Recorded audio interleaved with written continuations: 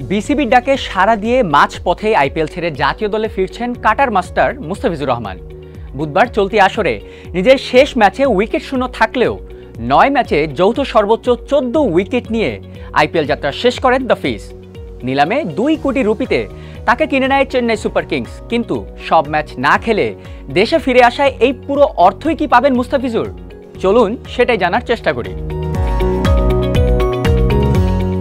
IPL বেতন কাঠামো অনুযায়ী একজন ক্রিকেটার সব ম্যাচ না খেললে তার পারিশ্রমিক দেয়া হয় প্রো রাটা বেসিসে, অর্থাৎ সে যতগুলো ম্যাচের জন্য অ্যাভেলেবেল থাকবেন ওই অনুযায়ী হিসেব করে তাকে পারিশ্রমিক দেয়া হয়।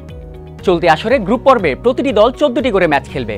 এই ১৪টি ম্যাচ খেললে পুরো ২ কোটি রুপি পেতেন দ্য ফিস, অর্থাৎ প্রতি ম্যাচে আয় করতেন প্রায় ১৪,৩০,০০০ রুপি। কিন্তু চেন্নাইয়ের হয়ে তিনি অ্যাভেলেবেল ছিলেন ১০ ম্যাচের জন্য। তাহলে হিসেব অনুযায়ী পারিশ্রমিক হিসেবে প্রায় ১,৪৩,০০,০০০ রুপি পাবেন দ্য ফিস। কিন্তু না, এই পুরো অর্থ নিয়ে দেশে ফিরতে পারবেন না তিনি। নিয়ম অনুযায়ী আইপিএলে বিদেশি ক্রিকেটারদের পারিশ্রমিক থেকে ২০% কর কেটে নেবে ভারতীয় সরকার।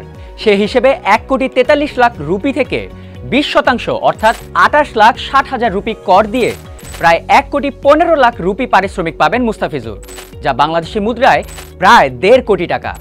আর দৈনিক ভাতা, বোনাস ও ম্যাচ সেরার আলাদা অর্থ তো আছেই। মুস্তাফিজকে আইপিএল খেলার ছাড়পত্র দিয়ে লাভের গুড় খাবে বাংলাদেশ ক্রিকেট বোর্ডও। আইপিএলের নিয়ম অনুযায়ী কোনো বিদেশি ক্রিকেটার যা পারিশ্রমিক পাবেন তার ২০% অর্থ পাবে সে দেশের ক্রিকেট বোর্ডও। তবে এই অর্থ ক্রিকেটারের পারিশ্রমিক থেকে কেটে নয়, আইপিএলের সেন্ট্রাল রেভিনিউ পুল থেকে দেবে ভারতীয় ক্রিকেট বোর্ড। তার মানে মুস্তাফিজের আয়ের ১.৫ কোটি টাকার ২০% অর্থাৎ ৩০ লাখ টাকা ঢুকবে বিসিবির অ্যাকাউন্টে।